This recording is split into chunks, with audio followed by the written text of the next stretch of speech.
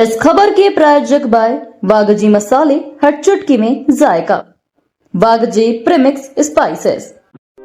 इंदौर में press conference के दौरान यूथ कांग्रेस राष्ट्रीय अध्यक्ष उदय भानु शिव ने भागीरथपुरा दूषित पानी कांड को लेकर भाजपा सरकार और मंत्री कैलाश विजयवर्गीय पर तीखा हमला बोला। उन्होंने कहा कि सरकार की लापरवाही और असंवेदनशीलता के कारण 20 से अधिक मौतें हुई, फिर भी कोई जिम्मेदारी नहीं ली जा रही है। उन्होंने महापौर पर गैर इरादतन हत्या का केस दर्ज करने और मंत्री विजयवर्गीय से इस्तीफे की मांग की। शिव ने कहा कि 6 महीने से शिकायतें अनसुनी की गई, वरना इतनी जानें नहीं जाती। बैठक में विवादित बयान देते हुए उन्होंने महापुरुषों के नाम गिनाते हुए जिन्ना को जिन्ना जी कहकर संबोधित किया, जिससे राजनीतिक हलकों में हंगामा मच गया। तो कांग्रेस ने उस समय आंदोलन क्यों नहीं किया? मैं वही बोल रहा हूँ के बाद ही आंदोलन क्यों? क्योंकि मौतें कोई छोटी चीज नहीं है। आपको लगता है मौतें हो गई तो आप ये एक्सपेक्ट कर रहे हैं कि मौतें हो गई इसलिए कांग्रेस ने पहले, अब ये मैं I am not the right person to say कि पहले क्या इशू उठाया कि नहीं उठाया या कंप्लेन दी या नहीं दी, लेकिन अगर आपकी बात पे सच भी मान लो अगर नहीं की तो ये कोई जस्टिफिकेशन नहीं है कि मौतें हो गई तो अगर पहले हमने इशू नहीं उठाया तो मौतें होगी, अब भी नहीं उठाना। क्योंकि पहले हमें लग रहा था शायद मौतें नहीं होगी, अब मौतें हो गई हैं, तो अब अगर हम इशू उठाएंगे तो पाप हो जाएगा। मैं माफी मांगता हूं, लेट अगर कर रहे हैं, अगर अब ये कहना भी गलत है, शायद हमारे यूथ कांग्रेस या कांग्रेस के लोगों ने पहले उठाया होगा, लेकिन ये कहना और सवाल भी उतना गलत है कि अब क्यों उठा रहे हो। मौतें हुई है, मजाक नहीं है। और ये चीज अगर जिसके परिवार में मौत हुई है, अगर आप उनसे पूछोगे तो वो बताएंगे कि पहले इशू उठाया कि नहीं उठाया। जिनकी मौतें हुई है उनको, उनके परिवार वालों को इंसाफ मिलना चाहिए। बड़ी बात ये है। आपकी तरफ से रूट कॉज क्या है और आपकी सबसे अहम मांग क्या है जो तुरंत पूरी की जाएगी? एक्चुअली वही जो मैंने अपनी बात स्टार्टिंग में बोली, अकाउंटेबिलिटी, इग्नोरेंस। इनको लगता है ये कुछ बच्चों की मौत हुई चूहों के कारण, जो मैंने सुना कप सिरप के कारण यहाँ पे मौतें हुई है, कोई जवाबदेही नहीं है, तो इग्नोरेंस है। इनको लगता है कोई इनसे पूछने वाला नहीं है, ये लॉ से ऊपर है, लोगों की, आम आदमी की जान से ऊपर है। तो इसका मेन कॉज ये है कि अकाउंटेबिलिटी तय करनी पड़ेगी। अगर किसी के डिपार्टमेंट में गलती होती है तो वो डिपार्टमेंट का मंत्री या वो जो कंसर्न जो पॉलिटिशियन है उसको अकाउंटेबिलिटी ठहराना पड़ेगा। अगर बीजेपी अपने लाडलों से, इन सब करप्ट आदमियों से इतना प्यार करती है, कोई डिसीजन नहीं लेना चाहती, मत ले। बट हम एक्सपेक्ट करते हैं कि हम तो इनसे सवाल करें, हमारे लोग जो यूथ कांग्रेस इनसे सवाल करें, आपने गलत किया है, नैतिकता में आपको अपनी ये नैतिक जिम्मेदारी समझ के रिजाइन देना चाहिए, आपको अपनी गलती मान के गलती सुधारनी चाहिए।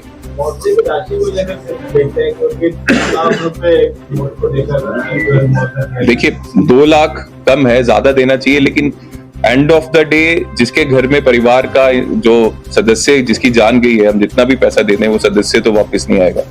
तो मोर ओवर ऑफ कोर्स इसमें मैं हम्बली कहता हूं कि ज्यादा होना चाहिए, पर मेरा मेन कंसर्न ये है कि अकाउंटेबिलिटी इनकी सेट करने की जरूरत है।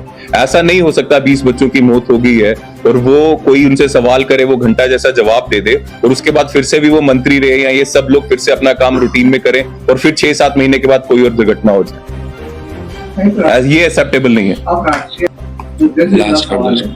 जेएनयू में भी नारे लगे थे शर्जील इमाम और उसको लेकर, किसको? उमर खालिद की रिहाई को लेकर, उसमें बड़े आपत्तिजनक नारे भी लगे हुए। क्या? पहले भी आपके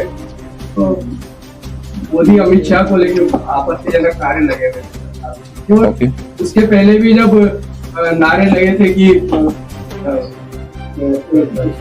भारत मेरे टुकड़े होंगे इंशाल्लाह इंशाल्लाह, ये भी नारे लगे थे। आपके ही राष्ट्रीय नेता वहां पे उनके नहीं है जी, तो वो ये सवाल इन इश्यूओं को लेकर आपका क्या? वैसे इशू मैं डाइवर्ट नहीं करना चाहता है, तो ये है, लेकिन ये देना चाहता हूँ क्योंकि बहुत देर से इसका जवाब देता हूँ, मैं देना चाहता हूँ। मैं कह रहा हूँ कि भारत तेरे टुकड़े हुए, वहां पे अगर कन्हैया था तो उसके अगेंस्ट कार्रवाई बीजेपी ने, नरेंद्र मोदी जी ने, अमित शाह जी ने क्यों नहीं की? नहीं, दिल्ली में है, अमित शाह जी के पास अंडर डायरेक्ट पुलिस है, अमित शाह जी डरते हैं कन्हैया से? या अमित शाह जी इतने, उनका जो एजेंसीज आईबी सब कुछ इतने नहीं है कि कोई सबूत नहीं मिला?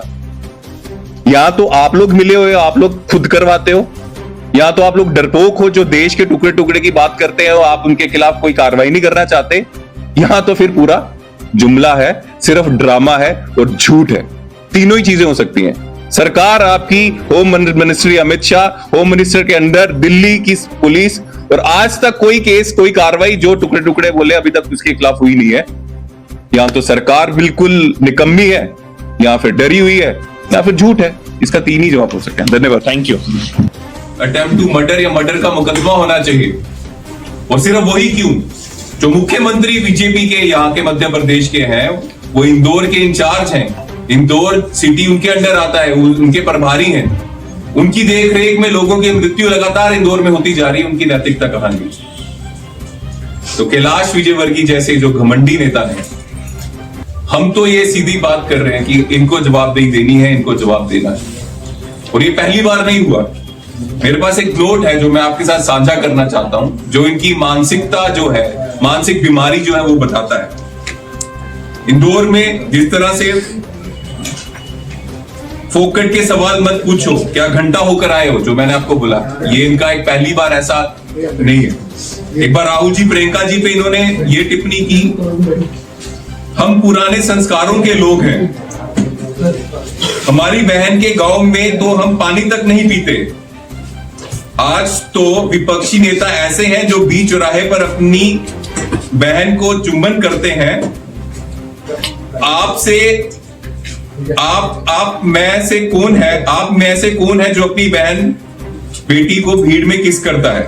मतलब किस तरह से मानसिक रूप से बीमार ये आदमी है। और ये आज की बात नहीं है, काफी साल पहले की बात है। तब से ये अपनी बीमारी लोगों को दिखा रहा है, बीजेपी को दिखा रहा है, लेकिन किसी को कोई फर्क नहीं पड़ रहा। महिलाओं के ऊपर एक बयान इसने दिया, हम महिलाओं में देवी देखते हैं, लेकिन जो लड़कियां गलत कपड़े पहनती हैं वो देवी नहीं बल्कि शूर्पणखा जैसी दिखती हैं।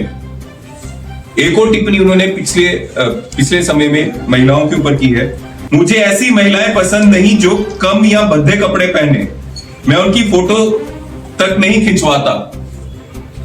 ऐसी टिप्पणी करने का मतलब है वो लोग जो महिलाओं के ऊपर अपराध करते हैं, उनके ऊपर जबरदस्ती करते हैं, उनको प्रशासन उनको हिम्मत देने का काम ये आदमी कर रहा है कि अगर कोई बलात्कार भी किसी महिला के ऊपर करता है तो इसका मतलब इसकी बातें सुन के कि वो उस इंसान की गलती नहीं है, महिला की गलती है, उसके कपड़ों की गलती है।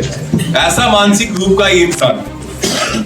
अग्निवीरों के ऊपर इसने एक बार टिप्पणी दी थी, अगर मुझे बीजेपी दफ्तर में सुरक्षा रखनी हो तो मैं अग्निवीरों को चौकीदार के रूप में रखूंगा।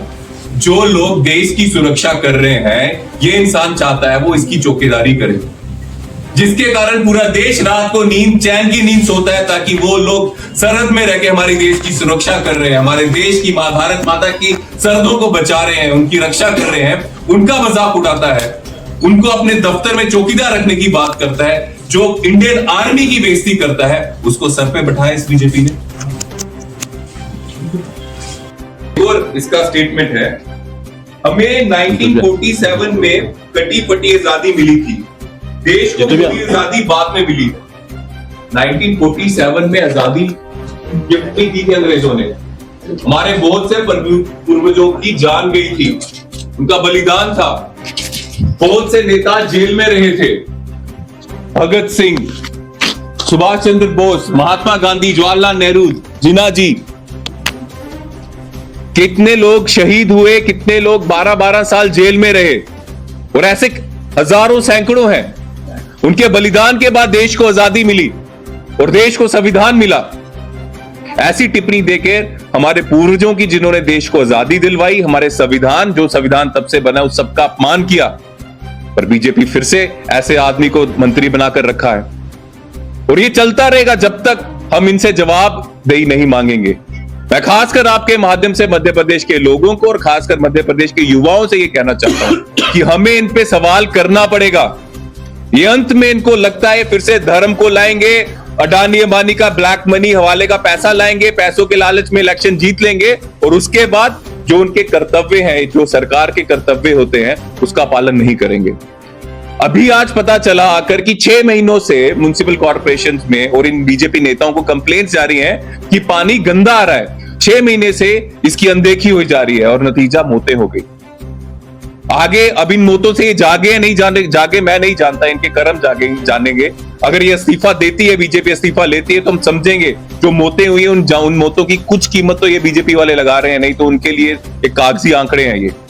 तो मैं सारे युवाओं को ये अपील करना चाहता हूं कि अगर आप सच में चाहते हैं कि ऐसी सरकार हो, अगर वो सरकार की गलती के कारण या उस सरकार के पाप के कारण हमारे परिवार वालों की, हमारे जानने वालों की जान जाए और वो सरकार जवाबदेही हो, तो आपको जवाब मांगना पड़ेगा। अगर आज भी मध्य प्रदेश का युवा चुप रहेगा, इनसे सवाल नहीं पूछेगा ऐसा क्यों हुआ, जो जिम्मेदार है उसके ऊपर कार्रवाई क्यों नहीं हो, जो पापी है जिसके पाप के कारण, अनदेखी के कारण इतनी मौतें हुई है, अगर उसके खिलाफ कार्रवाई नहीं होगी तो ये मौत का सिलसिला आगे भी मध्य प्रदेश में चलता रहेगा। जैसे कुछ बच्चों की जान हॉस्पिटल में चूहों के कारण हुई, कप सिरप के कारण कितनी जानें गई, और ये खेल आगे भी चलता रहेगा, क्योंकि बीजेपी वालों को लगता है उनका अहंकार आम आदमी की जान से भी ज्यादा बड़ा है। इसलिए मैं आपके माध्यम से अपील करता हूं सभी युवाओं से कि आप भी इसमें आगे आए और इनसे जवाबदेही मांगे, ये मौतें क्यों हुई हैं, और जो जिम्मेदार है उसको उसकी कार्रवाई हो, निष्पक्ष कार्रवाई हो, और ये जो घमंडी मानसिक रूप से बीमार जो मंत्री है इसका इस्तीफा चाहिए। और जब तक ये इस्तीफा नहीं देगा, यूथ कांग्रेस संघर्ष करता रहेगा, लगातार करता रहेगा। आपका मैं धन्यवाद करता हूं, आप हमारी बात सुनने के लिए यहाँ आए। ये बात अभी तो हम सत्याग्रह कर रहे हैं, इससे पहले प्रोटेस्ट यूथ कांग्रेस ने किया था, उसके आगे भी रणनीति बनाएंगे, लेकिन इस इशू को छोड़ेंगे नहीं जब तक वो इस्तीफा नहीं देता। जरूर आपको समय समय में बताएंगे। नहीं, मैं कल नहीं हूँ उसमें। भागीरथपुरा का जो इशू हुआ है उसके लिए बिल्कुल सरकार जिम्मेदार है, लेकिन समय रहते कांग्रेस यूथ कांग्रेस ने क्या किया, जैसे आपने खुद में बताया कि 6 महीने से पानी की गंदे पानी की शिकायत है, इसके घटना के पहले कांग्रेस कहीं दिखाई नहीं तो लेकर के आई एम श्योर ये जो इश्यूज या कंप्लेंट्स हैं वो हमारे कांग्रेस के प्रत्याशी या लोकल कॉर्पोरेटर्स भी उसमें ये कंप्लेंट्स करते होंगे, लेकिन मैं आज फिर से आपको बोल रहा हूं, आप इसमें मेरी नैतिक जिम्मेदारी समझ सकते हो कि उदय भानु चिब आज 10 तारीख को यहाँ आया, उदय भानु चिब को 30 दिसंबर को यहाँ होना चाहिए था। हो सकता है मैं आने में लेट हो गया, पर आप इसमें ये नहीं कह सकते अगर उदय भानु चिब 10 दिन लेट हो गया तो वो पापी जिनके पाप के कारण मौतें गई हैं उनके ऊपर हम सवाल नहीं पूछेंगे। वो पूछने का हक और उनके ऊपर कार्रवाई होनी चाहिए। अगर मैं लेट आया हूं, मैं बाकी छोड़ अपने ऊपर लेता हूं, अगर मैं 10 दिन लेट आया हूं उसका ये मतलब नहीं है कि ये अपने पाप से छूट जाएंगे। इनको अकाउंटेबिलिटी इनको अपनी देनी पड़ेगी, जवाब देनी पड़ेगी। ठीक है, हम अगर आपको लग रहा है, मैं कोशिश करूंगा, मैं आप दूसरे पे क्यों जाऊं, मैं कोशिश करता हूं अगली बार अगर ऐसा कुछ मध्य प्रदेश में हुआ दूसरे दिन पहुंच जाऊंगा, लेकिन मैं 10 दिन बाद आया था इसका मतलब ये नहीं है। अकाउंटेबिलिटी उनकी है जिनके हाथ में सत्ता है, जिनके हाथ में डिसीजन मेकिंग पावर है, जिनको डिसीजंस लेने थे, चीजें ठीक करनी थी, उन्होंने नहीं की। 6 महीने से कंप्लेंट्स लेने के बाद भी तो कातिल हैं वो, उनके ऊपर जवाबदेही, उनके ऊपर कार्रवाई होनी चाहिए। लेकिन विपक्ष की भूमिका काफी तो कुछ अगर मजबूत विपक्ष नहीं रहता तो कहीं ना कहीं सत्ता पक्ष को काम करता ही है। पिछले 6 महीने से अगर शिकायतें आ रही थी यहाँ के लोकल जनप्रतिनिधि या ग्राउंड लेवल पे, तो कांग्रेस को मुद्दा उठाना था, तब से भी मुद्दा उठाया जाता, तो मुद्दे ऑफ कोर्स उठाए जा सकते थे, हो सकता है मुद्दा ज्यादा जोर से उठाते, लेकिन विपक्ष को किस तरह से आप आंकते हैं मजबूत है कि नहीं है, क्योंकि ये डिसीजंस ले नहीं ले। किसान 700 से ज्यादा किसान जो है शहीद हो गए थे, इनकी आंख नहीं बंद हुई, आंख नहीं, इनको 1% फर्क नहीं पड़ा।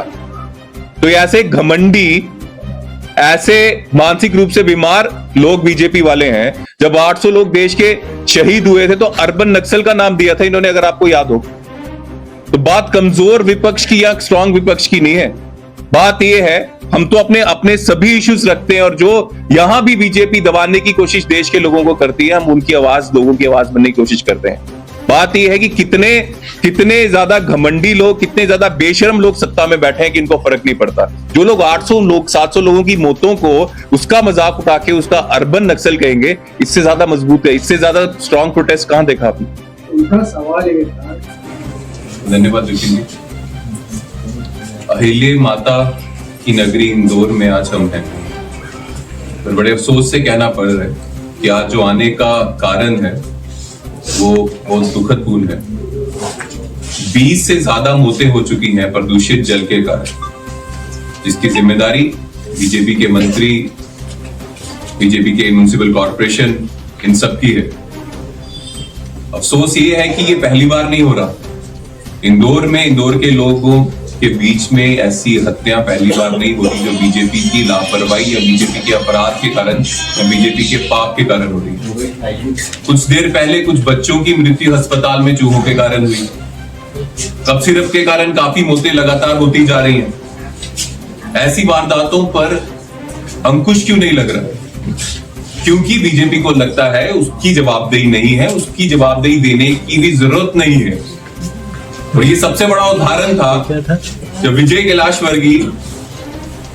कैलाश विजयवर्गीय को जब सवाल पूछा एक पत्रकार ने इन मौतों के कारण, तो जवाब मिलता है घंटा। इससे पता चलता है मानसिक रूप से कितना बीमार है ये व्यक्ति।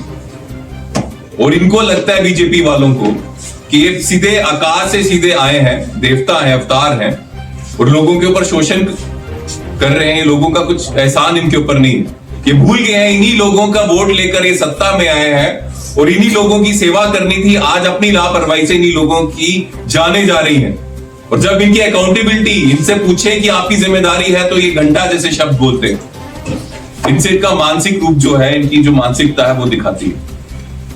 ये बीमार है मानसिक रूप से। इस व्यक्ति को तो मुझे लगता है सड़क पे चलने की अनुमति नहीं देनी चाहिए। बीजेपी ने ऐसे व्यक्ति को मंत्री बना चुके हैं। तो हमारी अपील है कि इस मंत्री को इस्तीफा देना चाहिए। जब तक ये इस्तीफा नहीं देगा, हम ये संघर्ष यूथ कांग्रेस करती रहेगी जब तक ये मंत्री इस्तीफा नहीं देगा।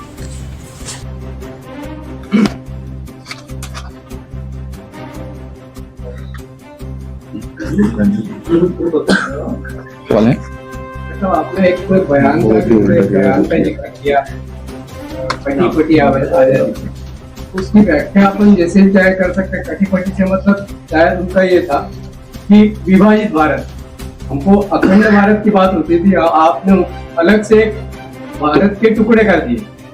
उसका आशय यह रहा है कटी-पटी आजादी से। तो उनका एक्सप्लेन आपने कर दिया, उनके डिफेंस में बहुत अच्छा किया। लेकिन ऐसे बहुत से उदाहरण दिए एक आपने पकड़ा है, तो ऐसे और हैं। अब आप कपड़ों में भी अगर इनमें से कोई, आप में से कोई देना चाहता है कि उसने कपड़ों में शायद उनका मतलब कुछ और होगा, भाई बहन में कुछ और होगा, या आप जैसे साथी को जब घंटा उसने बोला शायद उसका भी मतलब कुछ और होगा। लेकिन मैं आज मुद्दे से भटकना नहीं चाहता। ये मैंने इसलिए बताया क्योंकि ये पहली बार किसी को घंटा जैसा शब्द इन्होंने बोला। जब उससे सवाल किया तो ये पहली बार नहीं, इनकी आदत रही है उल्टे पुल्टे बयान देने की।